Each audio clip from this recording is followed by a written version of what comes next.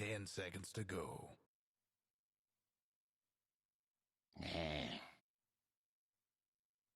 Radiant's pick. Good evening and welcome back to the Collegiate Star League. Boys, girls, ladies and gentlemen, we are here to bring you the action tonight. This is Game 3 of Georgia Tech versus Team Texas Austin. It should be a pretty good game as this is winner takes all. The winner of this one goes on to the Elite 8 and has a chance to play for their share of the $50,000. So big game here in the offing. Both teams really executing well in both of the last two. Before we talk about the draft specifically, I do want to mention a few things. First is our sponsors, the people who make this possible, are Band Gaming, the primary social app of the CSL and the premier social experience for you and your fellow gamers alike. Check them out on the App Store, both in Google and Apple. Twitch, nothing but gratitude for the largest streaming platform in gaming to support collegiate esports. From PAX East, West, and beyond, CSL wouldn't be what it is today without their help and support. And finally, Ace Republic of Gamers, the premier makers of parts and what you need to win the games, both inside and out of your computer. You can't win without an Asus, and if you feel that way, then you can head over to cstarleague.com right now and enter the Asus giveaway contest. We're giving away 3 laptops, $500, and tons of swag to those who make the best college esport YouTube videos. So if you think that you can win some free stuff, go ahead and check it out right now, as well as apply for our newest position as the basically esports or the CSL social media manager. So work in esports, live your dreams. This is the way to do it. All right, that said, gentlemen, I am joined in this game, if you don't know them, you should, by two of the finest colormen in Dota, and that is Gorgon the Wonder Cow and Zingle, the other guy, as they bring some really great observations about the matches. So what I want to do before we go straight draft, boys, is I want you to tell me what you think the previous two games mean to these players as they go into the best of one, and then let's talk about the draft. I think Texas is okay with how things went. I feel like the last game was just a draft loss because it was very tough to execute their draft. They had all the pressure on them, and yet they still did well. They still had a chance at it, and game one went so well for them that they're still in an okay spot. Meanwhile, Georgia Tech also has an okay glimmer of hope there. You know, they lost game one pretty hard, but then they came back and won game two. And we're not that bad. We're not out of it yet. Yeah. So I think both teams. Go ahead. No, you finished. No. I'm done. All right. Well, then I'm gonna take over. If I'm a fly on the wall for both of these teams' practice rooms or whatever, or their Discord channels or whatever, their band gaming channel, I suppose.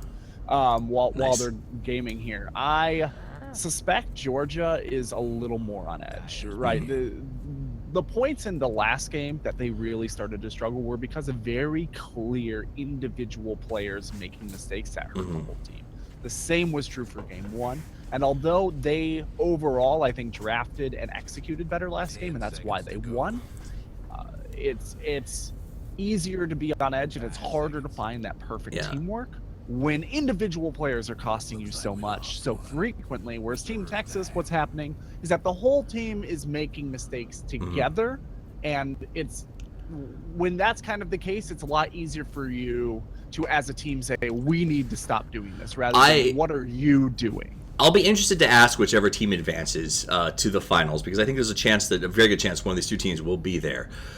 I'm curious. I would posit that Georgia Tech operates with a lot more autonomy as players in this game than Team Texas does, because Team Texas seems like they have a very strong caller, they move as a unit, and they make mistakes as a unit. Whereas Georgia Tech, it's not uncommon to see a fight break out, and then afterwards, everyone just sort of goes their own way and then figures things out.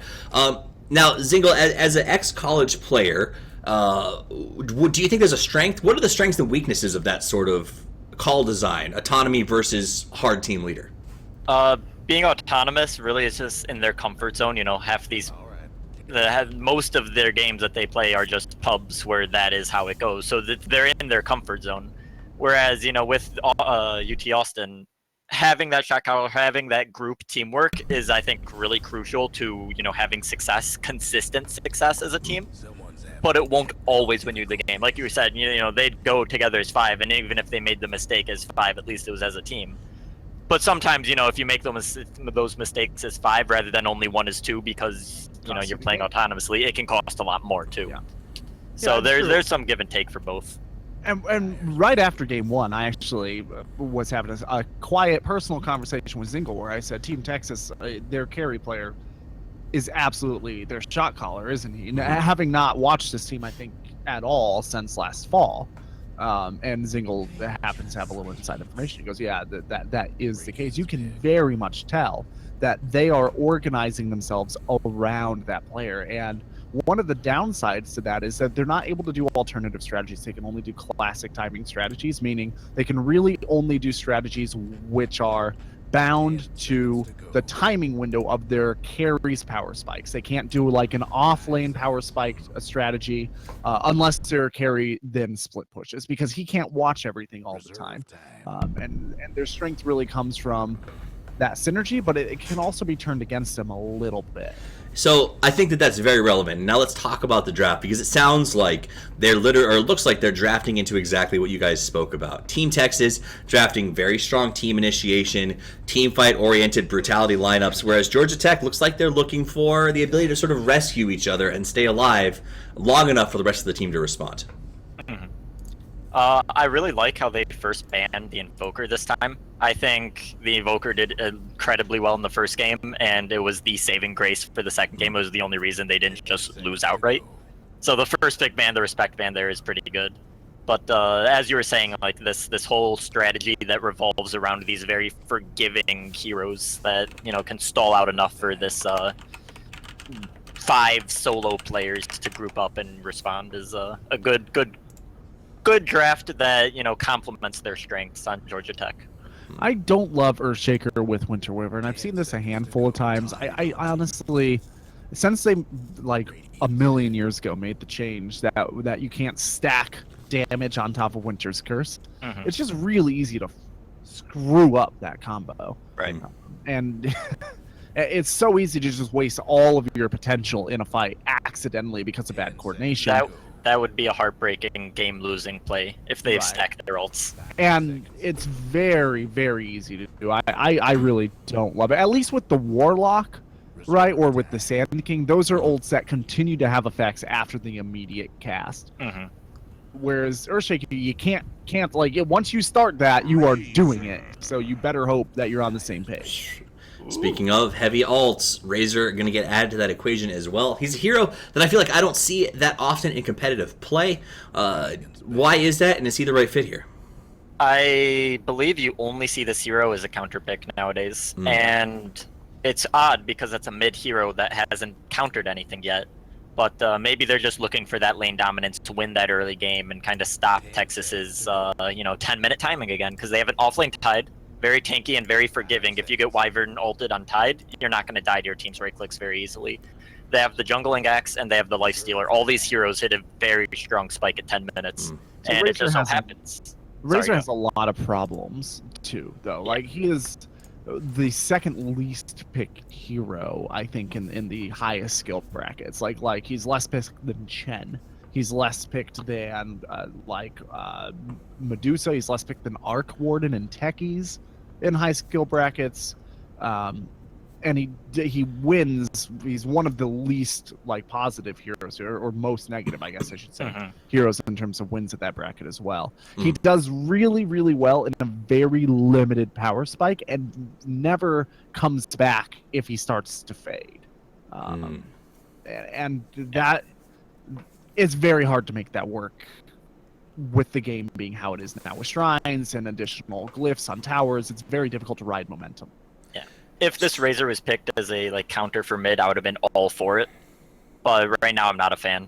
It's picked for a counter for Lifestealer, right? But but they have the Venge to break the tether. They have the Axe Lifestealer combo, who are just gonna hopefully jump the Razor and blow him up.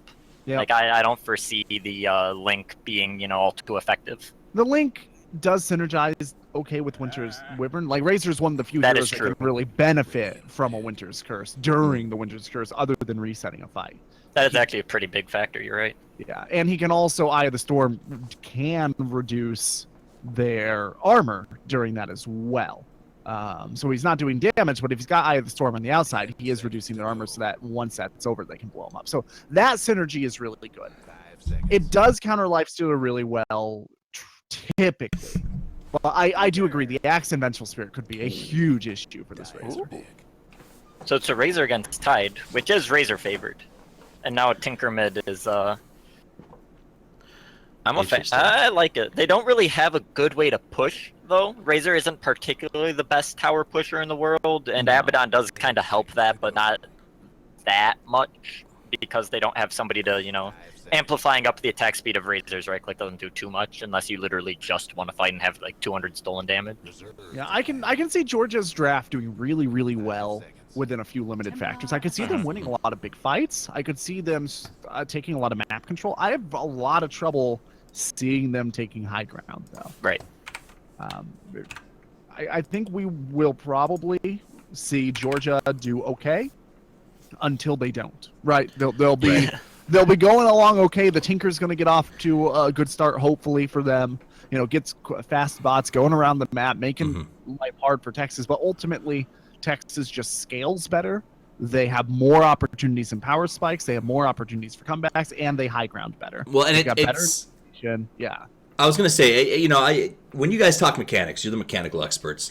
In terms of watching a team style of play, it seems to me that Georgia Tech consistently requires the ability to get back into the game, to recover from mistakes. It happens. It's a style of play. This lineup doesn't feel to me like a lineup that has very much recovery potential if they, say, lose a couple of team fights or, God forbid, the laning phase. Yep. And that worries me the most, I think, about this Georgia Tech draft. Is I'm sure that Razor and Tinker are probably comfort picks that they've been working on, and these players play them very well. That said, if Texas goes aggressive and gets a couple of picks, we're making it... Okay, a couple of picks, we find ourselves in a really tough position. Yeah, no, it's a draft that doesn't really come back from behind all that well, and they're against a very snowbally draft. You know, TA is a quintessential mid snowbally hero. Lifestealer, once you get the armor, we saw it in game 1, just kind of snowballs. Axe, jungling, get that quick blink and go, go, go. Did you guys also get a disconnection message? Yes, I saw that, but disappeared? then the game loaded in. Okay, I'm going to tell them that it's fine on our end. That's interesting. Well, hey, you know what? Dota is the gift that keeps on giving. It wouldn't be Dota if it was perfectly polished, because we haven't had decades and decades and decades to refine our craft like traditional sports have. And that's what makes it so beautiful. That said, it looks like everything's going to work, so let's get this thing underway. Guys, if you are just joining us, this is the Collegiate Star League, the finest in collegiate esports. We are in the Sweet 16. This is Georgia Tech versus University of Texas Austin. The winner of this game goes on to the Elite Eight and is one best of 3 away from traveling to the LAN Finals in Toronto and playing for their share of $50,000. My name's Toffees. I'm joined by my analysts, Zingle and Gorgon, and it is going to be a phenomenal game. That said, let's take advantage of the pause, Zingle, and introduce us to the Dire side. Hello. So on the Dire, we have, it looks like once again, UT Austin. LA Flame, or La Flame, played Safe Lane Lifestealer. Have You Got the Guts playing the Mid Templar Assassin. Maximo on the Jungling Axe. XO on the Offlane Tidehunter, and Cross Angel 9 on the Support Vengeful Spirit. Gorgon, do you want to take us through the radio? For Georgia, we've got Bartleby chilling out on the Winter Wyvern. That shit is fuego. Teleporting about on the Tinker. Game is hard, is shocking us with Razor. Adstant is stomping the earth on her Shaker. And Ledin Toke is going to be taking that Abaddon out. All right, the game gets underway in perfect synchronization to our introduction. Could not have had it. That's why better. I waited. I wanted to get the exact moment right. It's your ability to understand. Like, if the strategic pauses were a thing in Dota, you would for sure be pro. That said, let's talk about a pro move, and that is going to be a 5-man rotation right out of the Radiant. They pop the smoke at the tier 2, and they look like they're going to go in and try to get an early kill. Momentum in a game 3, a pretty big deal. So if they can get a pick off on La Flame here, that would be insanely massive for this team. For sure. Also, I think they might be going in aggro lane. At the very start, it looked like Abaddon was heading towards bottom, and having this aggressive tri-lane could be very good against a Lifestealer. Razor just kind of stomps the Lifestealer, and then they have the Earthshaker who can do that off-lane pull camp, and in their jungle, their safe jungle area, and they can pull the enemy's large camp. So they can pull 2 large camps in this off-lane Radiant side. Great play by LaFlame. Didn't lose. Absent-mindedness can cost lives, right? Because if you happen to be wandering here, that's a kill. But staying here on the high ground where you can break smokes from both sides, a really smart play by him to make sure that he wasn't caught out. And so a nice waste of a smoke initially, I suppose. But it does force all of the Dire to sort of fall back and regroup, saying, okay, well, what are these guys up to right now? So in the first game, they actually used 2 smokes doing that same exact play, the Georgia Tech squad. And, you know, it didn't come out for anything, but they got deep boards, they got control. Also, Lifestealer, they scouted out that, like, lane, and he's just going bottom. And they very smartly know the rotation happens, so they send Cross Angel forward to go ahead and steal this rune, so both teams end up walking away with 2. No, never mind. He tried to save it for LaFlame, but didn't get the stun in time. Yeah. Yeah, a little bit greedy to try to save it for your carry. And I guess Abaddon realized that, and he's glad to trade 1 Tango and a little bit of mana for it. More than happy. He's got the Aphotic For a Shield. minute, like maybe Lifestealer was gonna actually level open wounds to open and just try to knock him out, but once that shield came out, it was too late. Absolutely. So Well, they're the going thing to go is, ahead. once the shield comes out, it's better to do it, because then you can't just purge off the slow. Right. All right, Have You Got the Guts is going to go ahead and eat his tree as Bartleby harasses him, comes into the beginning to start, causing a little bit of trouble. Meanwhile, on the bottom, LaFlame going to spend a lot of time connected to Game is Hard early on. He actually decides to TP to top lane after coming down to get that rune. So Cross Angel left by herself here, as she will be getting the off-lane farm. This is really, really smart. Everywhere that Razor goes, LaFlame is just leaving. He's just not going to lane against the Razor. It doesn't matter how many times they put the Razor where he is. He's just going to go somewhere else. He's not screwing around on this point, and that's so smart. If he gets put up against that Razor, the entire early game becomes infinitely more difficult for Dire. Very smart. Now a stun on Abaddon as Flame comes forward. Nice play from Addison to get the double fissure and forces them backwards. Meanwhile, in the mid, this is a pretty interesting matchup. Fuego versus Guts. TA versus Tinker. Who has the advantage, and how important is it they come out ahead? I'm not actually entirely sure on this matchup. I'm pretty sure Tinker starts at, level 1, level 2 okay, but once TA gets this extra damage output, you can get the last hits a lot easier than the Tinker. Right. But then there's also the blind. So really, I think it just comes down to skill. It really just comes down to who can outplay the other. I think it's when Side Blades hit level 3, the TA starts to pull control. Until then, the Tinker has control. Okay. But the mischance is always an issue. But I'm not a big mid player. That's just that's just based on having watched this matchup a handful. Yeah. So it's relatively, I mean, at the end of the day, it's relatively even in terms of one player is probably going to get 3 levels, the other will get 3 as well. So And look the CS for, looks pretty even too. I'll say, so look for CS to be even at 6. And if one, I think, has a large advantage in the mid, then that is a pretty good indicator of where the game's sort of pivoting to in terms of the early match. Now, what I find most interesting is this bottom lane, Razor against Tide. Razor is just dominating this lane, has 10 and 9 for the last hit denies. And Tide can't do anything about it. He just loses all of his damage, and then Razor just, does triple the damage that Tide does. You can't mess up a CS really like that. Well, and that's the appeal of Tidehunter in an offlane is that he doesn't take a lot of damage and can sort of get in there and get the right clicks. But if you don't have anything to right click with, it sort of just makes you irrelevant. That's what the Watermelon's experiencing right now. Up on top, it's now a 2v2. Nobody's rotated to deal with the LaFlamme. Toke going to be using the Aphotic Shield to push him backwards just a little bit. But Bartleby looks like he's going for the Courier. He gets it. Beautifully done. And then TP's away to safety. That was awesome. I feel like it's not often that you expect the Winter Wyvern to be the one sneaking around to steal the Courier snipes. I guess that extra attack range from your Arctic Burn is pretty significant for it, so you don't have to move much, so you can always get that second hit off. And even if you do, I think one of the biggest issues with getting the Courier pick is going down and around the stair corner, but you obviously don't have that issue with the Winter Wyvern. You can go right over the edge. So beautifully done, a great pick, and it stopped on the way with the bottle. So that... I don't play TA very often. You guys have probably seen more of it. How big a pick is that in terms of keeping the bottle away from TA? That's huge. It maybe wins this lane. Yep. Okay. Because that we talked right now, about. no that mana, makes no sense. health. No mana, no health, so you can't get in there. And no boots. Well, and this is the stage where she's hitting level 3, so we expect her to sort of take control of the lane. But without that bottle, I don't think that she can. So Fuego going to be doing a great job. 22-5 versus 16-4, with now an extra 3 minutes to continue his dominance in lane. And we all know how terribly frustrating a Tinker is when he's allowed to get ahead. Speaking of getting ahead, Adson out in front of the rotation gank with the smoke. They're coming down. They want to kill Guts. Guts being very careful, though. Fissure's got the range. In they come. The wrong side, though, maybe. So I think Guts gets out of this. Nope. No! He's dead. He's absolutely dead. But Nice job. I'm not sure that that's even the right call, necessarily. I think they would have been better off going bottom to grab a kill on the Tide. Or Because now she going gets to the bottle. jungle.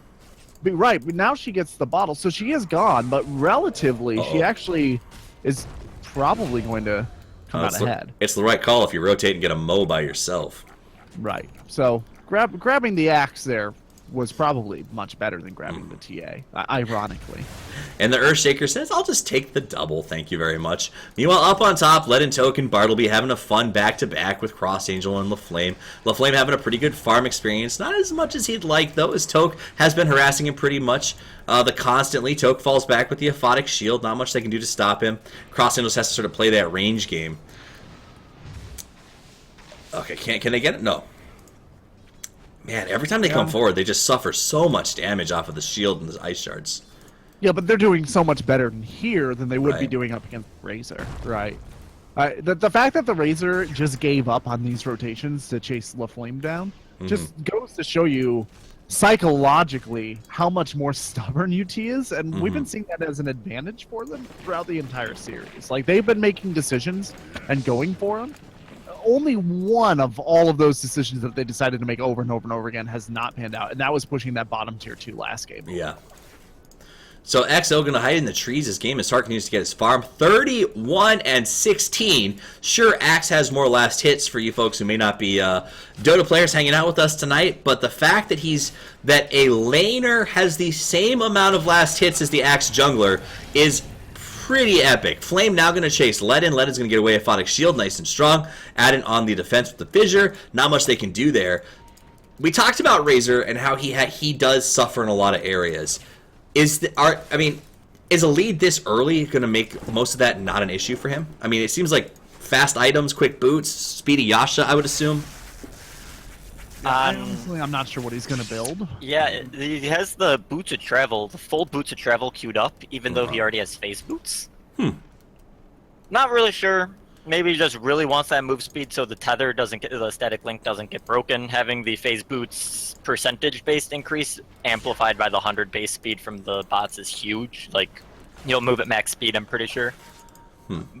But at the same time, you're not going to be tanky. We're going to go for a gank here on LaFlame up on top. A nice Fissure locks him out of position. Body blocks in the trees. They're going to wait for the Rage to end. Rage ends now. Bartleby on the chase. They get the Ice Shard snap. Flame almost out of range. They decide it's dive time. Let Tote comes forward. Here comes the TP from the Watermelon. He's got level 6, but he's not there in time to use the Ravage for the rescue, so they end up losing 1. Meanwhile, on the middle, Fuego is in some trouble. TA and the rotation for Vengeful Spirit, they get themselves a nice kill. That said, though, Game is Hard continues to just happily farm up his lane. Maybe he put the Boots of Travel there as a show of support for the Tinker. Hey, guy. I think he probably goes straight into Hurricane. Yeah, I think so. Like Aquila Hurricane Pike is what I would imagine is his play here. So Lifestealer there had a 10 charge magic stick and didn't use it. If he had, I'm pretty sure it would have had enough time for title. Bartleby in some trouble, forced to go ahead and use the Cold Embrace on himself, but Flame is here, going for the high ground, doesn't get out. He ends up dropping, and just like that, it's 3-2, an early start, nice and strong for UT, but Georgia Tech keeps their head, Georgia Tech, but UT keeps their head about them and gets right back into 3-2. Gold lead still really negligible, as is the experience. The only factor that needs to be worried about right now is the fact that the farm is so strong on the Razor. That said, though, Axe hasn't been doing much except farming, just like we saw in that first game, and he's on track for a very quick Blink Dagger. Yeah, this game comes on to Axe. Razor does less with farm than Lifestealer does. Like, a lot of Razor's overall ability just comes from experience and being able to get that tether. If he can get... Ooh, he's probably going to die here. There comes Mo. They decide not to go. Mo decides to back away, so he will live. Ravage comes out. I'm surprised to why Mo walked off there. What? That Yeah, would have been if a he stayed, kill. that was a kill. If he stayed, that was definitely a kill. So Razor has 168 stolen static link, and I think he was concerned about that. But when you're going to get a bonus for the armor, you don't really care that much about it. So the second the call runs out, that's what he was afraid of, is being too far, and then call runs out and he gets two-shot. But if he had just, trusted that his tide was going to ult at the right time and, anchor smash at the right time and all that, he probably would have gotten the kill. So this is in some ways related to what we were talking about before. Have you got the guts? Wow. Oh, the Winter Wyvern, please! Wait, Emil Aston up to top. LaFlame's on the run from the Earthshaker. I've heard this guy's a good ES, but he is making Lifestealer's life legitimately miserable. So what I was just about to say is we just saw a little bit of what we were talking about in the draft about if your shot caller is your carry, until your carry is involved, really suffer in these fights. Like, it really did seem like without a shot caller down bottom, the Axe and the Tide couldn't really figure out what they were going to do together down there. Their teamwork is absolutely like a NASA style to the point as soon as that Lifestealer is around. But when he's not around, they suffer a lot.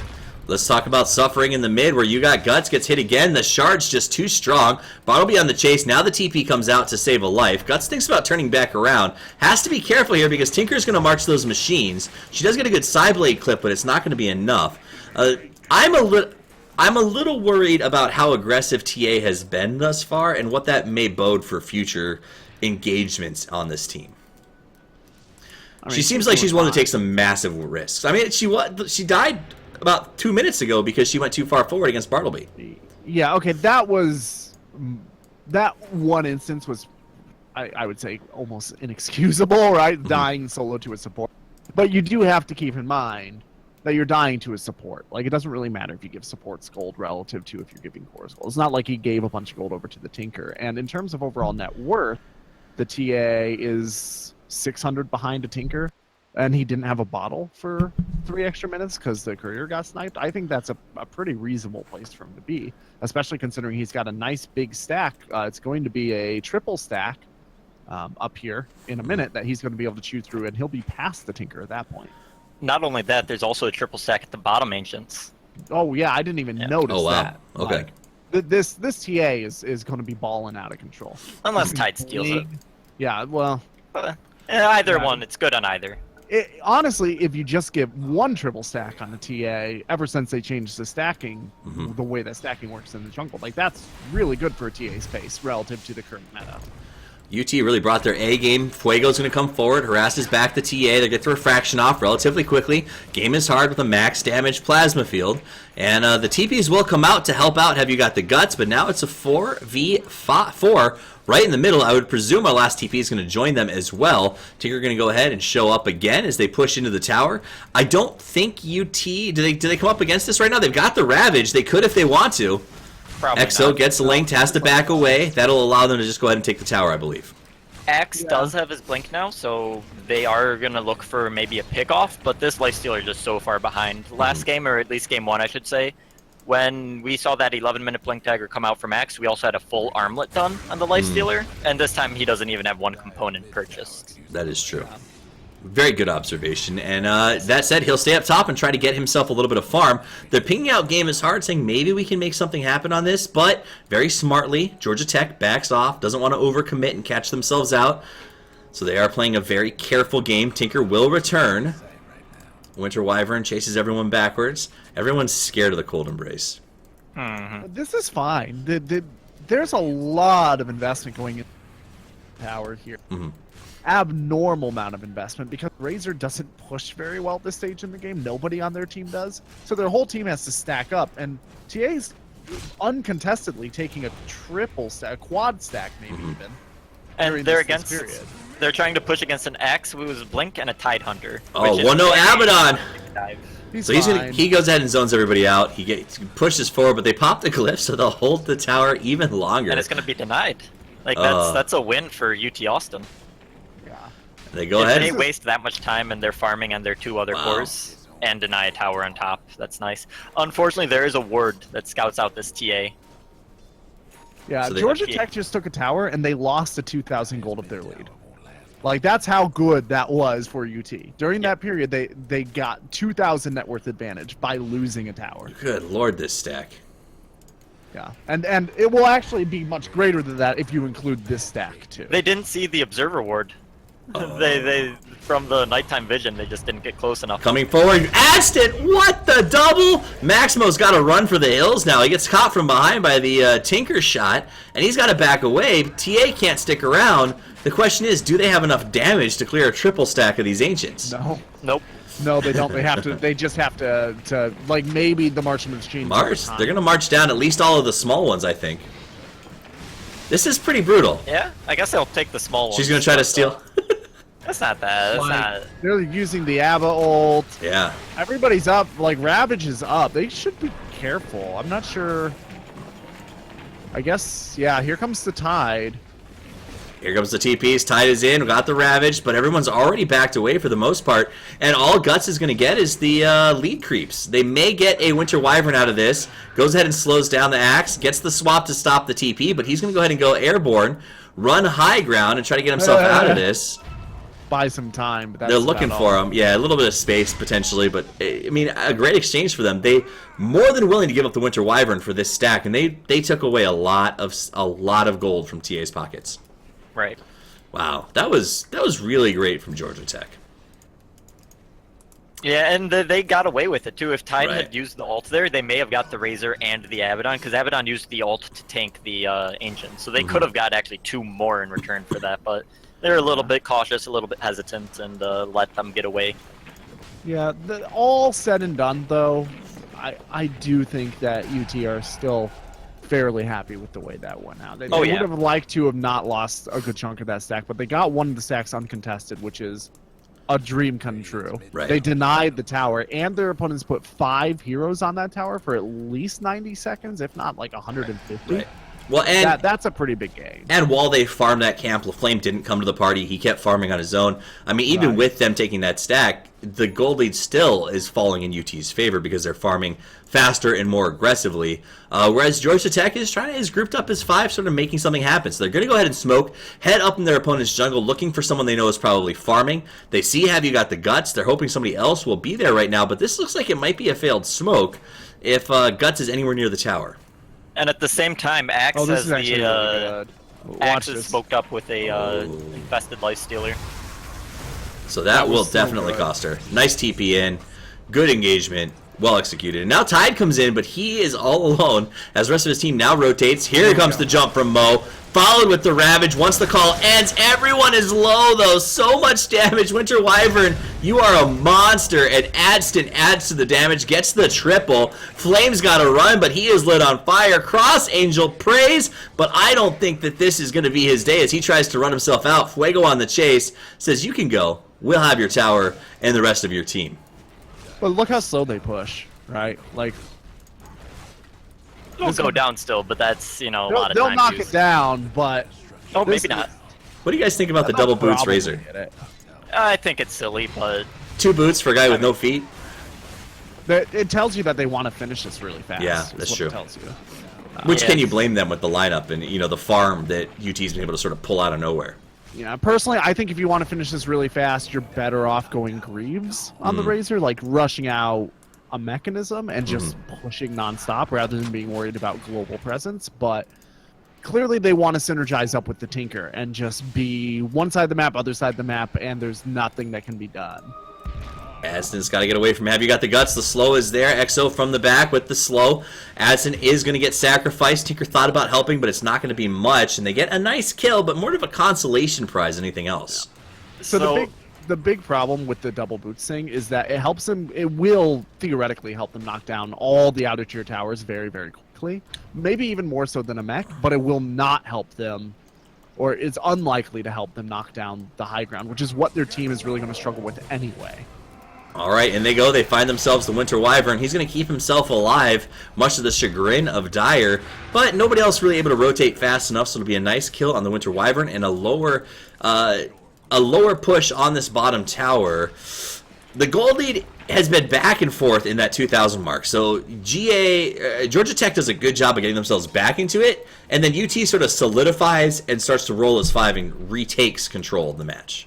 Yeah, they just keep getting these easy pickoffs from the sloppy positioning of GA players like that Earth. They're going to come out. Aim is hard. Gets the link. Mo from behind. In they go. Cross Angel with a nice swap to save the TA, but Max Mo gets burned down. The ultimate from Razor, very, very strong. Cross Angel on the run. LaFlame taking a lot of damage. TP out by Cross. Cross now going to go down. LaFlame trying to TP. He does manage to get out, but they take 2.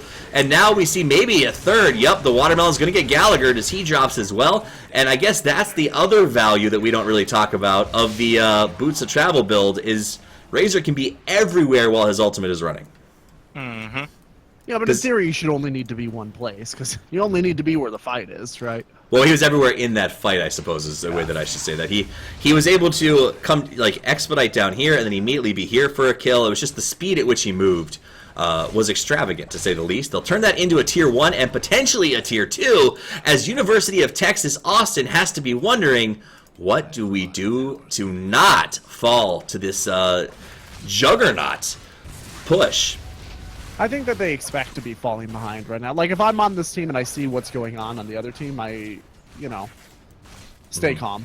That they're going to get an advantage here, but they don't have great high ground. And it's really all about making sure you don't get suckered into really bad positioning in a team fight. I do think that as the high ground starts to come, we probably are going to see UT be able to draw this game out a lot longer than it looks like they should be able to. All right, guys. So this is rapidly evolving in the favor of Georgia Tech. The gold proving in their favor. They've got the wealth. They've got the momentum. They've got the geography. They are essentially Persia. The question is, can the men of Sparta out of University of Texas hold the high ground and get themselves back into this match? They have the lineup to do it, and they have the shot callers. We know that once these guys roll as 5, they have almost a military level of response to the calls that come out of their leader. The question is, will it be enough?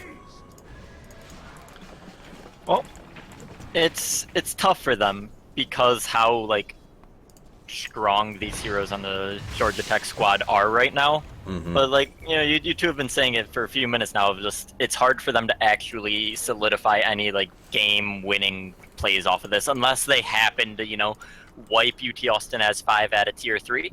But that's very tough to do. So, and it is worth mentioning this as we sort of watch this rotation.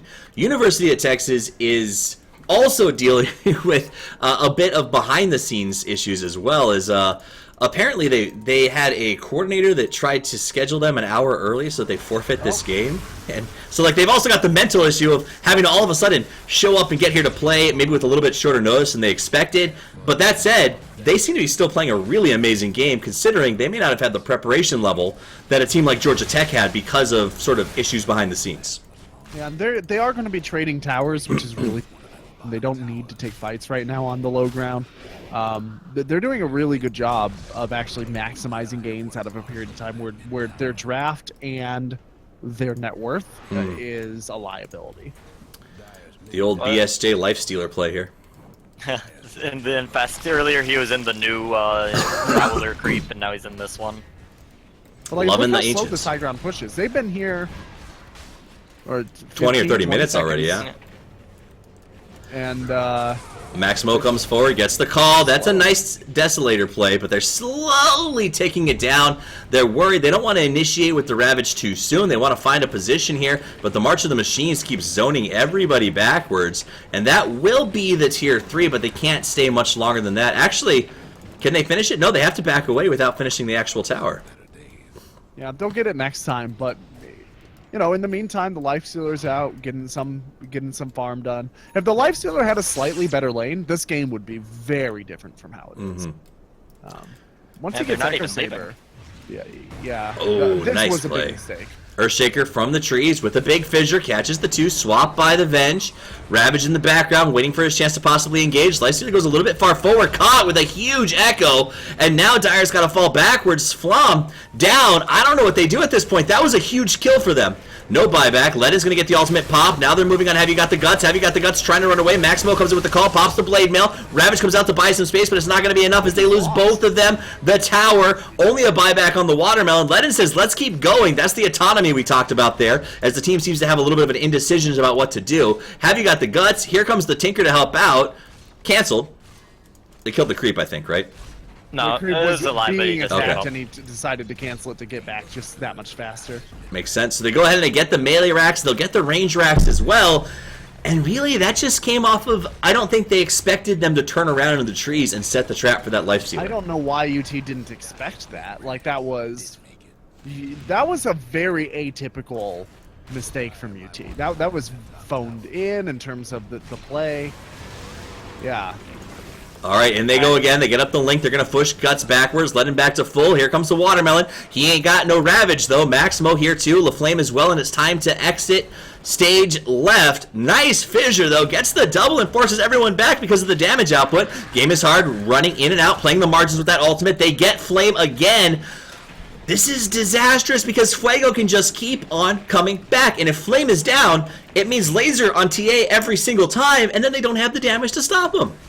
The Ravage, like, not only was chasing out the base a really bad call, but the Ravage right before death from the Tidehunter and that mid-racks means that they don't have it now. Yeah. The only saving grace to this high ground defense is how bad the push is. Right. Coming from GA Tech. Like, look, they still can't get anything done here. But, yeah, that fight was and continues to be devastating. Right. It's like the lion's share of the damage on this tower is actually coming from the creeps in these fights. So Let and Toe comes forward. Ultimate's popped again. Game is hard, trying to steal damage to do some tower work. Dower slowly ticking down. March of the Machine clearing out the creep waves to let the catapults at least try to put some damage on the tower. And again, though, back. This time, though, nobody chases them out as they say, guys, remember, they like to not leave. This is honestly, if GA Tech can just keep baiting this Lifestealer into bad plays and the Lifestealer never gets Echo Saber, then UT lose. So that's the play. Just bait this Lifestealer into overextending as often, as frequently as you can. Especially since the Wyvern ult now, the Lifestealer's respawn is more than half the time of the Winter's cooldown. So every other life, you're guaranteed to be able to hit him with the Winter's Curse. And now that Abaddon's ult is back up, they're just going to go and poke at this tower for another 30 seconds. And that's it. They'll just keep chipping. It legitimately is as close to the Persia situation as we could. They're just sending wave after wave and slowly but surely working their way through UT. This is their big chance for a play. They get a good call by Maximo. They kill the Abaddon. They do get an Echo Slam, though, on the return. That's a dead Watermelon and a dead Axe. Flame comes in desperation, but can they finish him? Game is hard. Running the ultimate finishes. The Flame backs away. TA to survive, but Tinker has arrived from the bottom and gets the pick on the bench. She has to buy back, making it a quad. And they should be able to actually get this down because he stole so much damage. He stole 224, so they're able to put some damage on the melee. TA wants to play. Bartleby's on the watch. Game is hard. Gets up the link immediately. Cross Angel dropping very quickly. Gets a stun up on Game is hard, who goes back to working on the tower, or the racks. They want to finish it. Fuego here to help, so TA will no longer be able to hit anybody. And they should get this racks and then leave, is my estimate. Nope, they decided, let's get both. This is like watching a molasses typhoon wipe out a city. Yeah. It's so Molasses. so God, painful. it's like Boston all over again. If you got... Hold on, you've got Guts comes in, gets a kill. If you didn't know, in the early days of Boston, there was a molasses factory in downtown Boston that on a hot day had an explosion and a molasses wave worked its way down the main street, killing tons of people in a slow tsunami of molasses. And to this day, on really hot days in downtown Boston, you can smell the molasses in the concrete. You think I'm kidding? I'm dead serious. That's a real thing. I don't yeah. know about the smell, but I do know about the flood, the molasses flood. I don't think it killed a whole. Like, it wasn't like It got Katrina. I think it killed like 20 people. Yeah, but I mean, still, But Listen, still, that's I guess it's that's a lot of molasses people to die to molasses. Yeah. Right. I mean, it's a lot of people to die in general, in my opinion, but to molasses especially, that's not the tsunami that I expected to have trouble from. Gold lead, by the way, 15,000 for Georgia Tech, XP 6,000, and Georgia Tech is I don't want to say they were the underdogs coming to this, but after the first game, I think I expected UT to really be comfortable. And it seems like Georgia, not only have they played well, but they adjusted and bounced back from what really was a massacre in the first game. I'm really surprised by some of the decisions that have come out specifically this game out of UT, and it feels like they are not playing their best game, and that has to be so frustrating to them, because if we can sense they're not playing their best game, then you know that they're going over. Why are we doing it? Like, why did we do that? Right. has to be a thought that has come into the whole team's minds 3 or 4 times this game. Just why? Why did I do that? Why did we do that? Yeah, the pressure is real, and it's creeping up on them.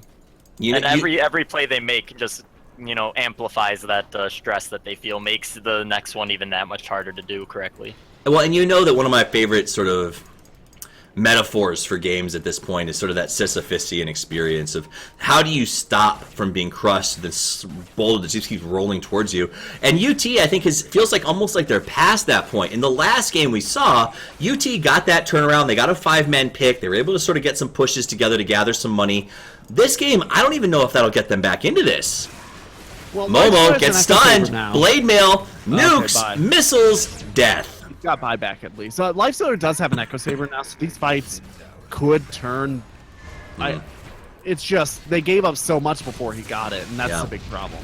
You know, and we knew, you saw when the second boots came out, that's what Georgia wanted. They wanted to get there before Flame could. They learned from the first game, and by Dickens, they sure are executing it. In they come, they want to make the play. Lenny gets his ultimate pop. Game is hard, pops the BKB. The tower is down. They decide to start to fight. They move on Maximo. Maximo with the buyback ends up dying. There's the great play by the Winter Wyvern. Buys some space. Watermelon in some trouble. Tries to get the Ravage off. Dies before he can. That's going to cost them everything. No buybacks. Easy racks. G. And the boys from Georgia Tech advance to the Elite Eight. What a game. Well executed. Gentlemen, I want you to tell me your final thoughts and let me know what was the banned moment or player of the game or the series if you want to go down that road. All right. I think Georgia Tech came back in Game 2 and Game 3 really impressive with their play. They cleaned up every game. I think they played better than the last. As far as player of the series, that's really tough to do. I think all of them played well. It's really attributed to that style that you were talking about, where all of them kind of play their own shot calling, and they all do their own thing. And at times, it did punish them, but all of them made their own very good calls or their own very good plays at some point. So I don't even know where to begin for the player of the game. I'd go with Bartleby for my player of the series. I think he played Winter Wyvern both this game and last game, and those Winter's Curses, especially this game, but there were a couple really good ones last game that turned that basically turned the tide of momentum. Not necessarily that they were fights that kind of maybe his team was going to win anyway, but he expedited it in such a way and created so much space. Remember, he got the Courier this game to slow down Templar Assassin.